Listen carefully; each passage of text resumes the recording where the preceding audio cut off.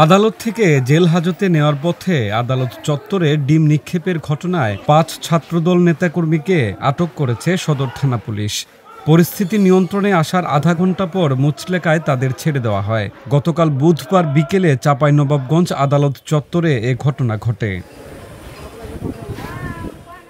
চাঁপাইনবাবগঞ্জের শিবগঞ্জ উপজেলার পারদিলালপুর গ্রামের যুবদল স্বেচ্ছাসেবক দল নেতা মিজানুর রহমান ও রেজাউল করিম দুই ভাইকে ২০১৬ সালে আওয়ামী লীগ নেতা ও প্রশাসনের সহায়তায় গুম করার অভিযোগে গত ১৩ সেপ্টেম্বর দিবাগত রাতে একটি হত্যা মামলা দায়ের করেন তার ভাই।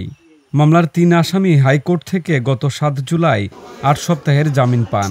জামিনের মেয়াদ শেষের আগেই নিম্ন আদালত অতিরিক্ত জেলা ও দায়রা জজ আদালতে আত্মসমর্পণ করে জামিন আবেদন করলে বিজ্ঞ আদালত তাদের ৩ জনের জামিন বাতিল করে জেল হাজতে প্রেরণের নির্দেশ দেন। এদিকে জামিন বাতিল হওয়া ওই ৩ নেতাকে জেল হাজতে নেওয়ার সময় আদালত চত্বরে ছাত্রদলের নেতাকর্মীরা বিক্ষোভ ও ডিম ছোড়ার প্রস্তুতি নিলে পুলিশ তাদের কয়েক দফা বোঝানোর চেষ্টা করে। আসামিদের পুলিশ ভ্যানে তোলার সময় ছাত্রদল নেতাকর্মীরা একটি ডিম ছুঁড়ে বিভিন্ন স্লোগান দিলে পুলিশ তাদের আটক করে।